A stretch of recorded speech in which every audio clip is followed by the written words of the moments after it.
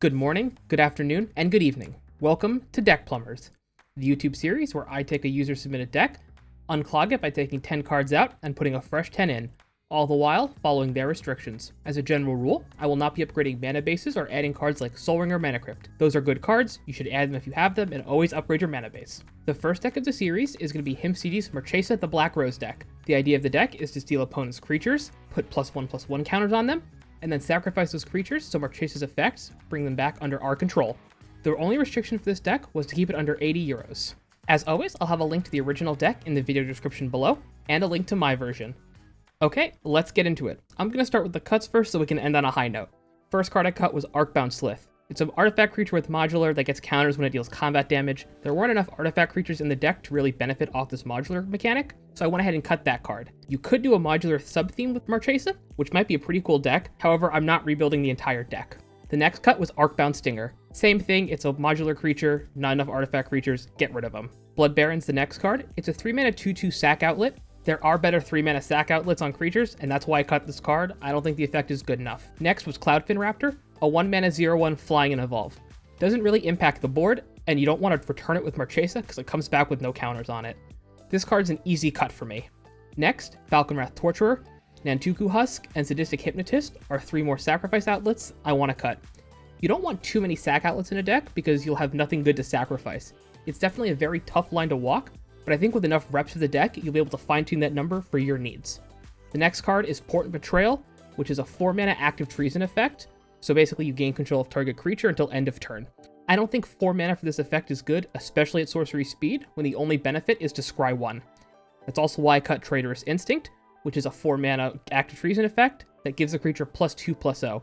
We can add permanent theft effects or instant speed active treasons effects instead of these, even on this budget. And the last cut was Calling Dais. While it is a sacrifice outlet, we can only do it once per turn because we have to tap the artifact, and there's no way to untap the artifact in this deck. If we were playing an artifact deck or more combo-centric, maybe I'd keep it, but otherwise, get it out of here. Now for the fun part of the video, the upgrades. So the first upgrade was Active Aggression. It's a 5-mana instant active treason effect. However, 2 of that mana is Phyrexian Red, so you can use 2 life or red mana for it.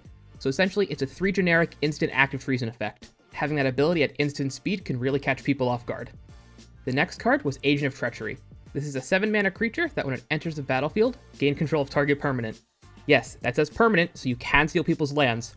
Don't do that, unless you have a Gaia's Cradle. Then definitely do that.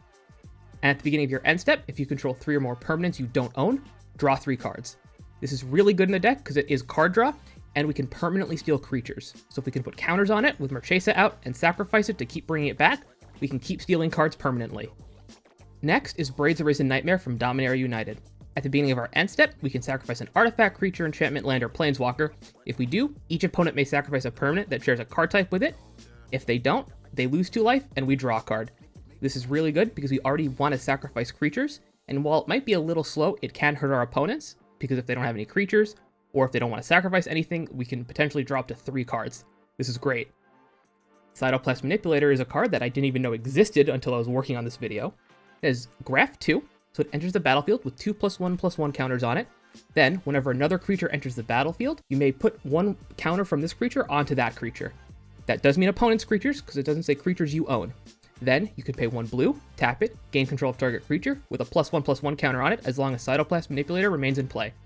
So, we can steal an opponent's creature, then we can sacrifice it with Marchesa out and keep a copy of it. The next card is everyone's favorite sad robot, Solemn Simulacrum. It enters the battlefield to ramp, and when it dies you draw a card, so if you can put counters on this with Marchesa out, you can keep ramping and keep drawing cards. Pretty basic include, but it was missing from the deck, so I had to throw it in there. The next card was Spawning Pit. It's a 2-mana artifact that we can sacrifice a creature to put a charge counter on it, then we can pay 1, remove 2 charge counters from it, and put a 2/2 spawn artifact creature token into play. Speaking of sacrifice outlets, Woestrider was the next include. This is a 3-mana sacrifice outlet that's a 3/2 that when it enters the battlefield, you make a goat. Then you can sacrifice a creature and scry 1. It also has escape for 3 black, so you can exile 4 other cards from your graveyard, and it enters with 2 +1/+1 counters on it. This is really nice because the deck cares about having +1/+1 counters on it, so we can escape it, sacrifice it to scry or draw, whatever we need to do, and then it will come back, so that's great.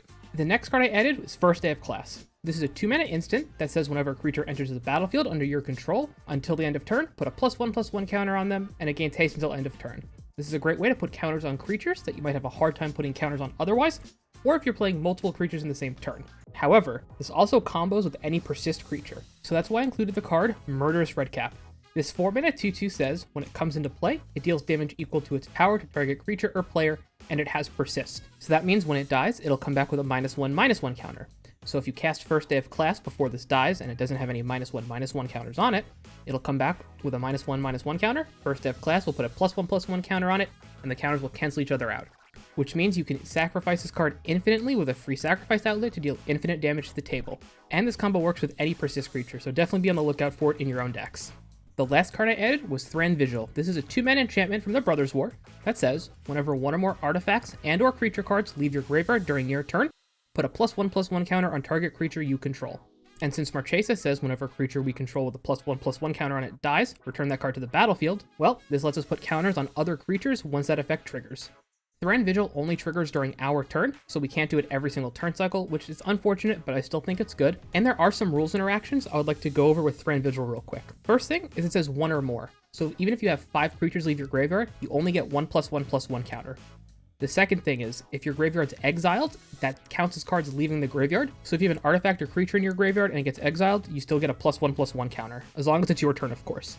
And the last rules interaction involves a stack, so bear with me. So when a creature leaves your graveyard, it doesn't go to the battlefield first. It actually goes onto the stack, which means if a creature with persist dies and comes back, you can't put a counter on it with Thran Vigil.